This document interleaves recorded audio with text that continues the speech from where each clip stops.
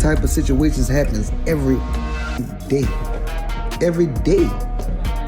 Cause gambling and shit, whatever, you know what I'm saying? And rob the dice game or whatever, you feel me? No matter who the The Boosie badass is right back in the headlines.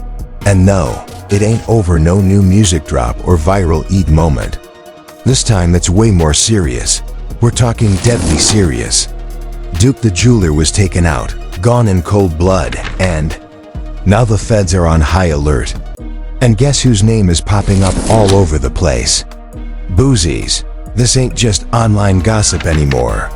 We're talking about real federal paperwork, witness statements, and actual evidence that's got social media blowing up like crazy. What started off as quiet whispers in the streets has turned into a full-on investigation. And every new detail that comes out, it's painting a darker picture, like Boosie might be tangled up in something real grim. From a sketchy traffic stop that had Boosie pulled over to some pricey jewelry that mysteriously vanished to multiple eyewitnesses and even a dice game that might have ended in someone's death.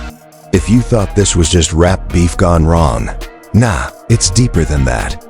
This whole thing kicked off with what looked like a simple traffic stop. Boosie was just riding, chilling when the cops rolled up. At first, nothing seemed too crazy, but it didn't take long for the internet to start connecting the dots. And once they did, the story exploded. Why that car? Why that day? Because that traffic stop wasn't some random coincidence. It happened right after Duke the jeweler got shot down in Houston. The streets had already been buzzing. But when the feds swooped in and pulled Boosie over so close to the timeline of Duke's death, that's when the whispers turned into real suspicion. And then the whole vibe changed. The feds stepped in with a different kind of energy. They weren't playing no games. They pulled Boosie to the side and let him know straight up, this ain't just another chapter in his usual court drama. This one, it's being handled separately. No delays, no distractions, and definitely no slipping through the cracks. This ain't just a side case. It's a full-on standalone federal investigation.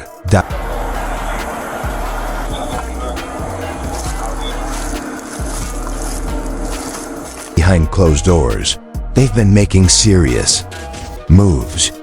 According to reports, they've already split up the charges, separated this from Boosie's past legal mess, and started zooming in on who was actually with Duke that night.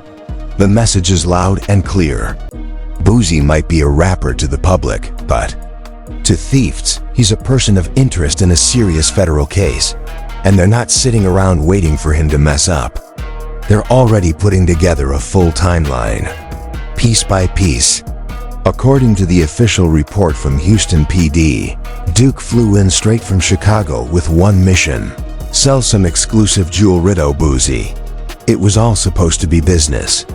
The man had over $1 million worth of custom pieces packed tight in his Louis Vuitton bag. This wasn't a small-time deal. Earlier that same day, Duke had just popped out at a celebrity boxing match, chilling with some major names. After that, he rolled up to a private dice game.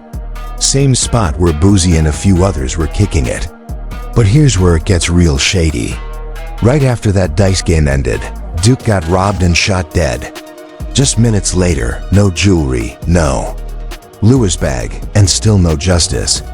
And Boosie, he said Duke went his own way. And whatever happened after, he had no clue. But with that tight timeline, and Duke flying in just to see him, yeah, the feds aren't buying that story. Not for a second. That's when Duke's brother, who goes by Stax, stepped in. And he wasn't about to let his brother's name fade into silence.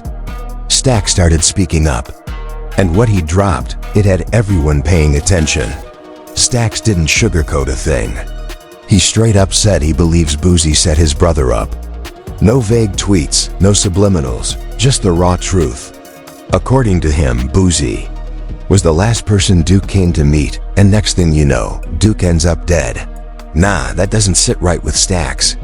And truth be told, it ain't sitting right with a whole lot of people either. Stax said he's been doing his own digging, watching footage, checking timestamps, connecting the dots like a detective. The way he sees it, Duke didn't just get caught lacking. He got lined up in this whole situation. It's a harsh lesson, a brutal one, and it hits way harder when it comes from someone you thought you could trust. Duke showed up thinking he was doing straight business with a celebrity, someone with status, money, and major influence. But instead he got caught up in what's looking more and more like an inside job. Whether Boosie had a direct hand in it or was just in the room when it went down, that's what the investigation is digging into. But either way, the damage is already done. INT. We got a service tomorrow for Duke. Leave your phones in the car, man. The family don't want no phones, man. We ain't got time, motherfucker, be sneaking no pictures, no videos, no bullshit like that. Leave your phones in the car, man. The family asking for no pictures, no recording and shit like that, man. So if y'all want to... Let's get real about what Duke brought with him that night. He wasn't just some random guy trying to flex at a dice game. Duke the Jeweler was a real name in the game. Custom pieces, celebrity clientele, and serious clout in the jewelry world. And that night, he was carrying real weight. We're talking over $1 million in ice, all stuffed in a Louis Vuitton duffel. He walked into that room with Boosie and the rest, showing off his work, talking business, and trying to level up his brand. He came in with ambition, but he never made it back. Out, he wasn't hiding a thing. Duke trusted that room. He walked in proud, showing off his pieces, thinking he was among people who respected the grind. And now, after digging through countless social media posts and timelines, here's what we know. After that dice game, the bag was gone, the jewelry vanished, and Duke was found dead.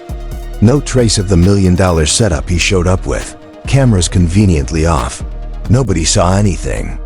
And out of everyone in that room, the only one who didn't make it out alive, Duke. That ain't a coincidence. It's a story that's starting to write itself. But here's where it really gets wild. That same Louis Vuitton bag, the one Duke had with over $1 million in jewelry, Houston PD confirmed it was found inside Boosie's own house. Yeah, not some storage unit, not a friend holding it. His actual crib. Let that marinate for a second. Now word on the street is that Duke used Boosie to hold the bag while they played dice. But when everything went south and Duke ended up dead, that bag never made it back to Duke's family. Protocol for people to check in? No, I'll begin with me and then he can speak, and they can speak for the other generation. But I'm a never, you know what I mean? We don't have time for no sucker shit like that.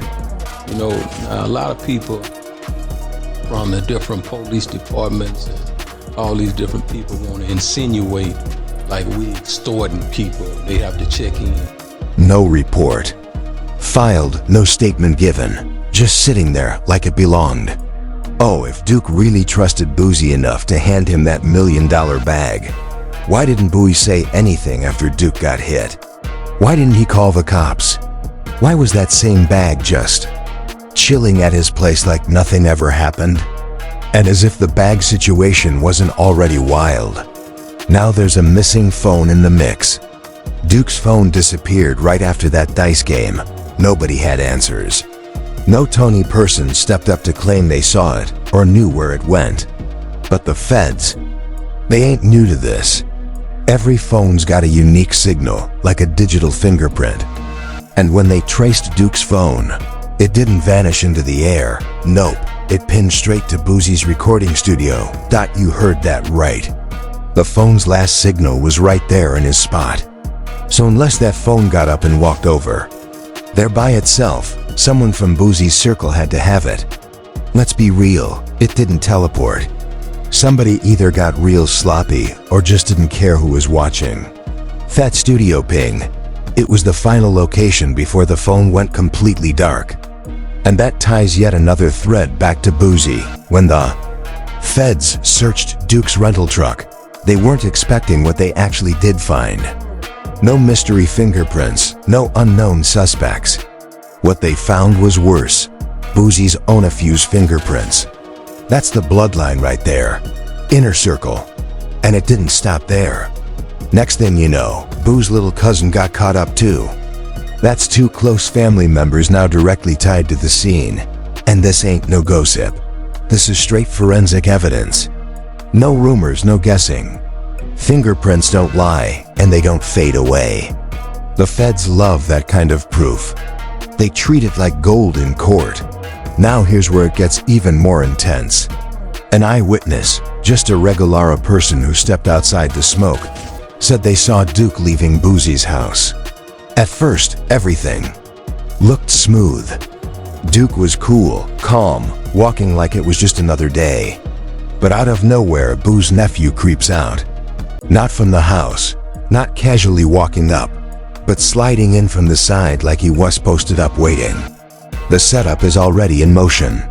If you believe what's coming out in those federal reports and what's buzzing heavily in the streets, Duke didn't just freeze up or panic.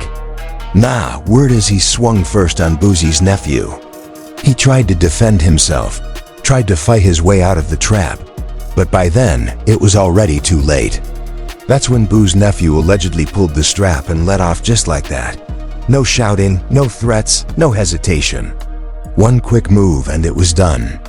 Cold, calculated, and it went down right outside the very spot where Duke thought he was safe, just doing regular business.